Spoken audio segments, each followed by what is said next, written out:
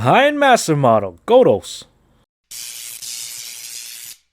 Hey, how's it going? In today's video, we have one of the smallest Zoids I ever reviewed, the Hind Master Model Godos, Marking Plus version, from Kotobukiya. At the time, this kit costed me $59.20 Canadian from Amazon. And because it's from Amazon, the price is probably going to fluctuate.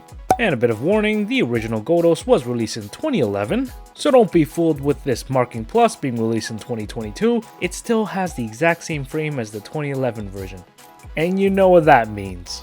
You may think it's a hand grenade, but it's actually not, surprisingly. So let's get this review started. Firstly, I want to point out I never actually planned to get this kit ever, but because of how derpy it looks and how it reminds me of a mini Godos, it grew on me. And for a small lore tidbit, it's pretty much a mass-produced grunt Zoid, meaning it's just cannon fodder majority of the time. Anyway, on to the box. Here we have the box art, we got the terrace in the back providing air support, and another Godos right behind. And if you couldn't tell, that Godos has a different head.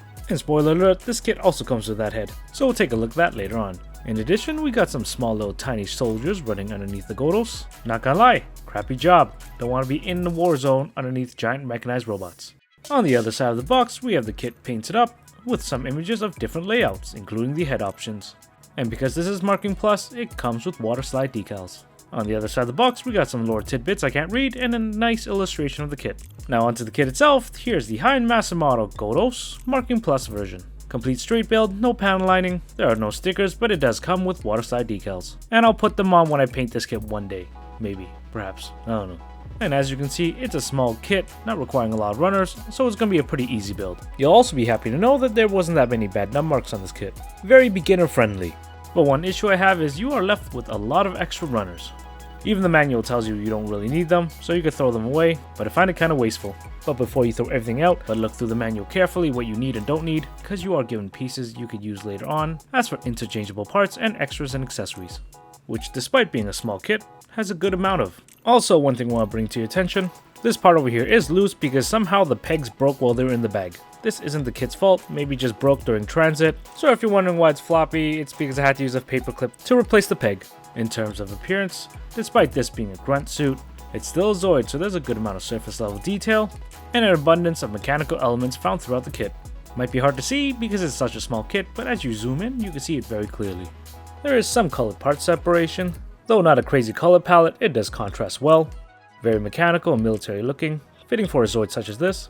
And as mentioned earlier, it kind of reminds me of a mini Godos, which kind of makes sense considering they're biomechanical creatures, robots, whatever they are, organisms. Regardless, I could definitely see a Godos evolving into a Godos one day. But overall appearance, it's not as eye-catching as other Zoids, nor is it as big. And though it might look a little derpy, I think it's still a pretty good looking kit. Which is saying something considering I never liked it at the beginning. But liking appearance is all subjective. You know what's not subjective? The articulation. So like always, let's start with the head. Oh, there goes Silver Steve. Oh well, the pilot for this kit doesn't really sit well in the cockpit. But now you know the cockpit could open and close. Regardless, the head can move up and down ever so slightly. The head itself can turn 360 degrees. And the dorsal plate on the neck can move up and down. And that's it. For a pretty long neck, it's pretty stiff. Oh, the cannon on its waist just fell off. And while we're here, I want to point out, be careful with the peg. Especially when you reattach the weapon, it's fairly thin and it could break. Onto the arms, it's only able to rotate this far just because the shoulder cannons in the back over here restricts the arms. And yeah, this is going to be a common theme. There's going to be a lot of restrictions because of the weapons. We got an upper bicep rotation, but of course restricted because of the weapons and the body. You're still able to 360 rotate, just things get in the way. Coming to the hands, the top fingers are able to move up and down, and the hands are on a ball joint, allowing it to rotate and give it some swivel movement. Moving on to the body, we got these back mounted cannons, which do have limited articulation, but they're able to rotate forward and back. So there's movement at the base of the gun and also the top of the gun, allowing it to change its angle of attack. Coming down to the torso, there's a pair of weapons mounted here as well. They're able to rotate up and down. Positioning the arms can get in the way of moving the weapons or actually making them fall off, so be careful when you do so.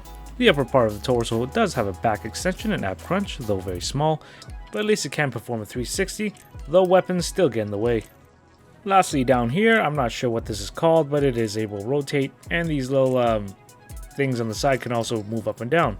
And this whole contraption does tend to fall off, especially when you move the legs. Speaking of legs, it's able to kick all the way up, and this far back, which is pretty good. The joint in the leg does provide a small amount of internal-external rotation, and in terms of split, there's no split, pretty much non-existent. But despite that, the kit does have a pretty decent knee bend. Foot could pivot side to side, and point up and down this far. And similarly to the dorsal fin on the neck, the dorsal fin on the rest of the body works the exact same way. They can move forward and back. Lastly, we have the tail, which is made up of multiple segments, and you would think this would give it a lot of flexibility, but the biggest joint that moves is the upper part of the tail, well, at least for side-to-side movements. The segments in the tail do allow it to curve up and down at least. And over here, these blasters on the tail are able to 360 rotate, and pretty much that's it. We also got these small stabilizers on the tail that are able to swing out and rotate. Not really sure why it needs stabilizers, considering the tail is pretty small and light, but it's a cool aesthetic nonetheless. And as I mentioned earlier, the peg here came broken, so kind of a loosey-goosey tail unfortunately. Now overall articulation is pretty limited. Doesn't help that it's a small frame with a lot of weapons on it. That restricts a lot of the movement. And because of the lack of articulation, posing is pretty limited. A positive is that not a lot of pieces fell off when I was working with it, so at least it's not a headache. For now, I'm not sure in a couple years how well it'll turn out though. And yeah, articulation is quite limited. So let's move on to extras and accessories. And for a kit this small, it does have a good amount. Firstly, we do get a generic pilot in here, the same one that comes in pretty much every other Zoid kit.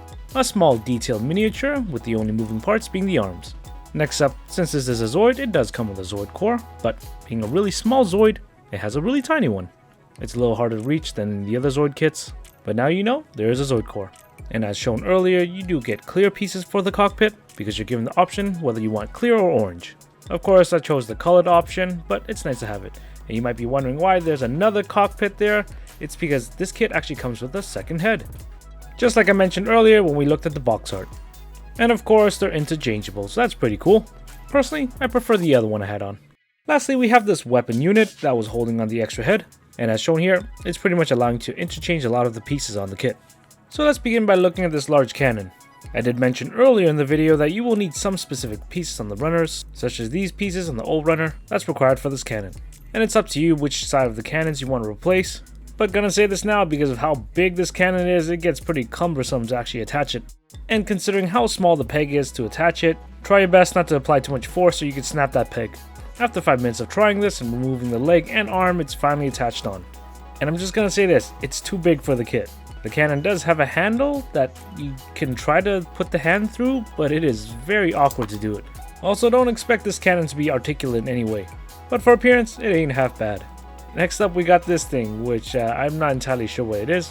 It does look like it have boosters on it, but you're gonna have to remove this radar unit, which will attach to the tail later on. But like I said earlier, I don't really know what this is, but these things are able to rotate, and they do look like boosters.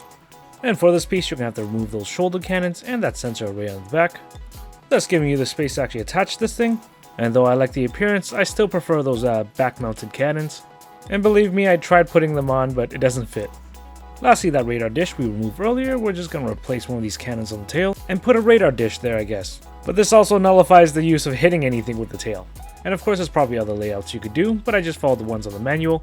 And yeah, despite being a small kit, it does have a variety of good extras and accessories. The unfortunate thing is because it's so small you can't equip everything on, and the lack of articulation prevents a lot of posing with these weapons.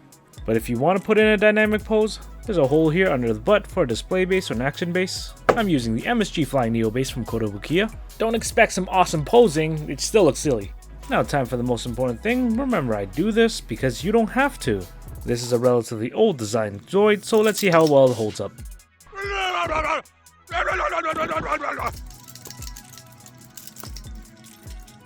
In the grand scheme of things, this held up a lot better than I thought. I guess because it is a relatively simple design. The weapons falling off was expected, but the rest of it's pretty intact. Though at the time of the video, this kit is only like a week old since I built it, so I'm not entirely sure how the joints will hold up after a couple years. I will say, playing around with it, it doesn't feel like the most solid kit, but the body parts haven't really fallen off for me. As for size, it's around 6 inches, or around 15.24 centimeters, and when leaned forward, it's around 7.5 inches, roughly 19 centimeters, give or take. As for size comparison, here it is next to the entry grade Arc 782, which is pretty comparable in height, dwarfed by the massive grade Arc 782, the Origin. We also got the Pokemon Plamo Charmander, and here it is next to some high mass model Zoids, the Koenig Wolf, the Rev Raptor, which are pretty similar in size, and a Shadow Fox. Next up we got Haro, Doraemon, DK, Nunchucks, a Kong Shell. All hail the magic Kong. A ball, Christmas reindeer decoration, a rubber ducky, and a fidget spinner. Oh yeah.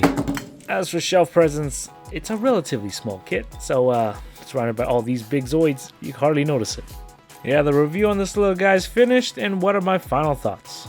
It's definitely not the most eye-catching, coolest kit on the block, so I would understand if it doesn't appeal to you.